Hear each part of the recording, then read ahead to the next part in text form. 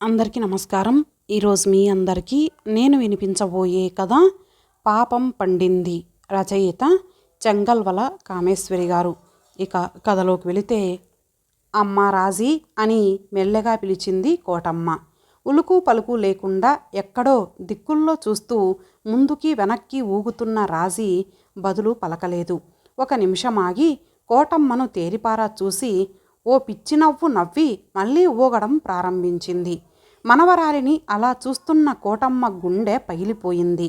చిదిమి దీపం పెట్టేలా ఉన్న బంగారు బొమ్మలా ఉండే తన మనవరాలు ఈనాడు ఇలా పిచ్చి చూపులు చూస్తూ కాళ్ళు ఊపుకుంటూ తైల సంస్కారం లేని జుత్తు, చెదిరిపోయిన జుత్తు, కాటుక బొట్టు లేని చంద్రవంకల పాలభాగం, చెదిరిపోయిన బట్టలు వస్తున్న దుఃఖాన్ని అదిమి పట్టుకొని, అమ్మా రాజ్యం, ఇలా అయిపోయావేంటే తల్లి, ఎవరి కళ్ళు పడ్డాయమ్మా నా బంగారు తల్లి మీద అని రాజీ చెంపలు నిమురుతూ దగ్గరకు తీసుకోబోయింది కోటమ్మ. ఒక్కుదుటన కోటమ్మ చేతులు విసిరికొట్టి ఆమెను ఎడాపెడా కొడుతూ నిన్ను చంపేస్తాను, ఎందుకొచ్చావు అని అరుస్తూ ఉన్మాదిలా కోటమ్మ ఒళ్ళంతా రక్కిపెట్టింది.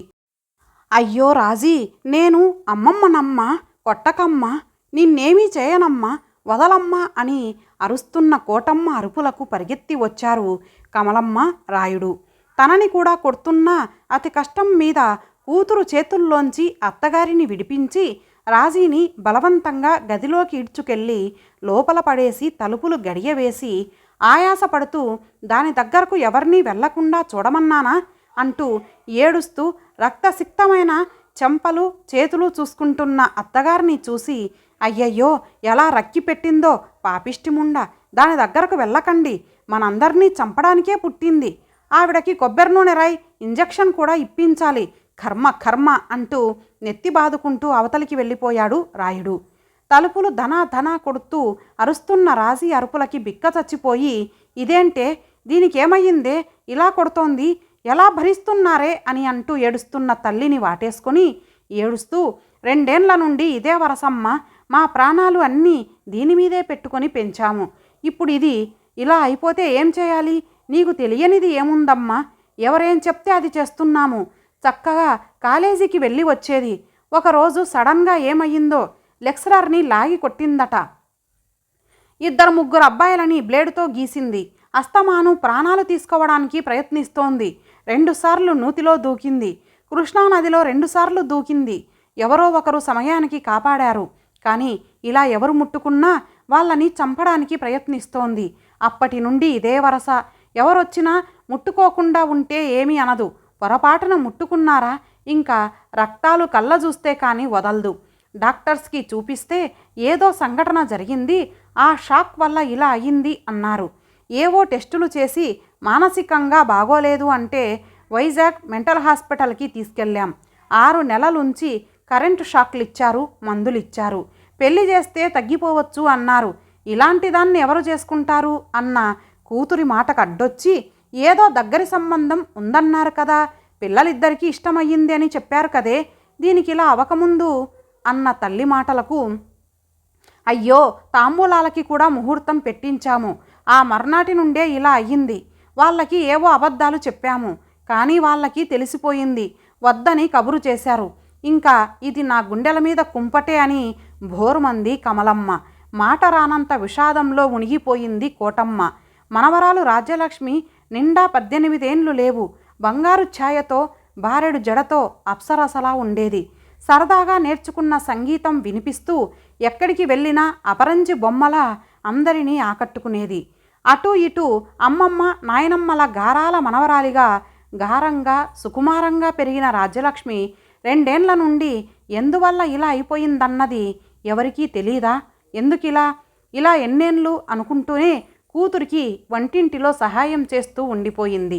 మర్నాడు 2 పని మనుషులు రాజీని కిటికీకి చెరో చేయి కదలకుండా కట్టేసి పట్టుకుంటే, తిడుతూ ఉమ్ముతున్న రాజీని 2 తగిలించి తలకి కొబ్బరి నూనె రాసి జడ గట్టిగా వేసి మురికి పట్టిన బట్టలు తీయించి స్నానం చేయించి బట్టలు కట్టబెట్టేసరికి ఆ తల్లి కూతుళ్ళకి దేవుళ్ళు కనిపించారు. ఇంతవుతున్నా కూతురి అత్తారి వైపు ఎవరూ రావటం లేదా అనుకుంటున్న కోటమ్మ చెవిలో కమలమ్మ చూడకుండా గుసగుసగా చెప్పిన పని మనిషి మాటలకు నిరుత్తురాలైంది కోటమ్మ. పట్టరాని ఆవేశంతో మహోగ్రురాలైపోయింది. కానీ ఆ విషయం తనకి తెలిసిపోయిందని తెలిస్తే కూతురు అల్లుడు బ్రతకలేరు. చిన్నప్పటి నుండి చేరువగా ఉన్న సొంత పెదనాన్న కామానికి బలైపోయిన రాజీ సున్నిత హృదయం ముక్క చెక్కలైపోయి మతి చెలించిందని, అంత పిచ్చిలో కూడా తనకు జరిగిన దారుణానికి, ఆ అవమానానికి ఆ పిచ్చి తల్లి తనను ఎవరూ తాకకూడదన్నట్లు ప్రవర్తించడం, చచ్చిపోవాలని ప్రయత్నించడం చూస్తే ఆ పిల్ల ఎంత సున్నిత హృదయమో తెలుస్తోంది.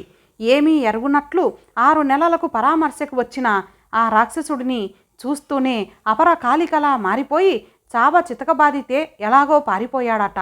ఆమె మాటల్లో ఆ రాక్షసుడు, ఆ నీచుడు అంటూ చెప్పేవాడు ఆయనే అన్నది అందరికీ అర్థమైపోయిందట. అప్పటి నుండి రాకపోకలు లేవు. ఈ విషయం తెలిసి కోటమ్మ గుండె చెరువయ్యింది. ఇలాంటి పాపాత్ములు ఇళ్లల్లోనే ఉంటే పసిపిల్లలకి కూడా రక్షణ లేదు. మామయ్యలు, బాబయ్యలు, ఇంకా ఇరుగు పొరుగు అంకుల్సు అన్నా, తాతగారులన్నా భయపడే రోజులు వచ్చేసాయి. ముక్కుపచ్చలారని పసిపిల్లల్ని చూసి రెచ్చిపోవడానికి వాళ్ళల్లో ఏం కనిపిస్తోంది? వరసావావి లేకుండా ప్రతి ఆడపిల్లని అనుభవించాలన్న వాంఛలు సమాజాన్ని ఏ స్థితికి దిగజారుస్తోంది? చక్కగా పుట్టి పెరిగి చదువుకునే అమ్మాయి రాజీ లాంటి సున్నిత హృదయులు ఇలా మానసికంగా దెబ్బతినే అంత దారుణాల నుండి ఆడపిల్లలని ఎలా కాపాడుకోవాలి? కంచె చేను మేస్తోందన్నట్లు ఇంట్లో ఒంటరిగా ఉందని ఇంతటి అఘాయిత్యం చేసింది సొంత పెదనాన్నైతే ఆ సమయంలో రాజీ ఎంత తల్లడిల్లిపోయిందో. ఇలా అయిన వారిలో, తెలుసున్న వారిలోనే ఇలాంటి పాపాల కొడిగొట్టేవారుంటే ఎవరికి చెప్పుకోవాలి? తను కూడా ఇలాంటి ఘోరాలు ఎన్నో వింది. భర్తను పోగొట్టుకొని అత్తింటికి చేరిన బాల వితంతువులని ఇలాగే బావగార్లు, మామగార్లు వాళ్ళని వాళ్ళ కామానికి ఆహుతి చేసేవారు. వారికి కడుపో కాలో వస్తే అది ఇంట్లో అందరికీ తెలిసిపోయేది. అది చెప్పుకుంటే సంసారాలు కూలిపోతాయని ఆడవాళ్ళు నోళ్ళు నొక్కుకునేవారు. ఇంకా ఈ విషయం బయటకి పొక్కకుండా వాళ్ళకి నాటు వైద్యాలు చేయించేవారు. ఏ ప్రేమాభిమానాలు నోచుకోకున్నా ఆ ఇంటి మగవాళ్ళ దౌష్ట్యానికి గురైన ఆ అబలలు ఆ పాపాన్ని కడిగే ప్రయత్నంలో ప్రాణాలని కూడా పోగొట్టుకునేవారు. అప్పుడు ఇప్పుడు కూడా ఇలాంటి ఘోరాలు జరుగుతూనే ఉన్నాయి. పెళ్లి చేసి అత్తింటికి సాగనింపాల్సిన తమింటి దీపాన్ని తామే ఆర్పేసే ఇలాంటి పాపిష్టి వెధవలు ఇంకా ఎలా బ్రతుకుతున్నారో. వాళ్ళకి చావు రాదా? అమ్మ భూమాత, వీళ్ళని ఎన్నాళ్ళు మోస్తావు అని ఆక్రోశించింది కోటమ్మ. కోటమ్మ మొర ఏ దేవుడు విన్నాడో. కమలమ్మ బావగారి కుటుంబమంతా రోడ్ యాక్సిడెంట్లో ప్రాణాలు పోగొట్టుకున్నారని, ఆయనొక్కడే 2 కాళ్ళు విరిగి బ్రతికున్నాడని వార్త. ఆ యాక్సిడెంటుని, పోయిన కుటుంబ సభ్యులని వాళ్ళని చూసి భోరుమని ఏడుస్తున్న కమలమ్మ బావగారు భూపతిని రకరకాల వ్యాఖ్యానాలతో టీవీలో చూపించేస్తున్నారు.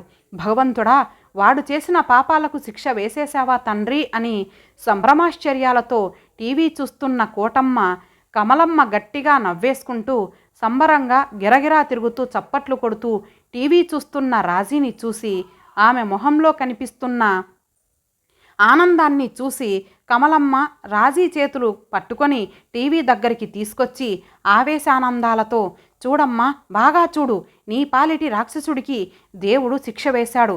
వాడి ఆయు ప్రాణాల మీద దెబ్బ కొట్టాడు. నీ జీవితాన్ని నాశనం చేసిన నీచుడు సర్వనాశనమయ్యాడు. వాడు బ్రతికి ఉన్నంతకాలం నీకు చేసిన ద్రోహం వాడిని చంపుతూనే ఉంటుంది అని అంటూ అంతలోనే ఏదో తెలివొచ్చినట్టు కోటమ్మను చూసి తత్తరపడింది. కోటమ్మ మౌనంగా వారిద్దరినీ పొదివి పట్టుకొని దగ్గరికి తీసుకుంటూ, అవునమ్మా, పాపం పండింది, అందుకే వాడొక్కడే బ్రతికాడు, అదే శిక్ష వాడికి అని అంటున్న తల్లివైపు సందిగ్ధంగా చూసింది కమలమ్మ. అన్నీ తెలుసన్నట్లు తల పంకించింది కోటమ్మ. విచిత్రం, అమ్మమ్మల చల్లని చేతులలో ఒదిగి టీవీనే చూస్తోంది రాజీ. ఉపసంహారం. రాజీ మనసు శాంతిస్తుందో లేదో, ఆమె జీవితం ఏ తీరం చేరుతుందో, ఎలా బాగుపడుతుందో తెలీదు. కానీ అమాయకులని, ఆడవారిని బాధపెట్టిన వారు మాత్రం ఇలాగే శిక్షింపబడతారు. నవ్వుతూ చేసి ఏడుస్తూ అనుభవిస్తారు అన్నది నిజం. ఇంతటితో ఈ కథ సమాప్తం. మరలా మరొక మంచి కథతో కలుద్దాం. అంతవరకు సెలవు. నమస్తే.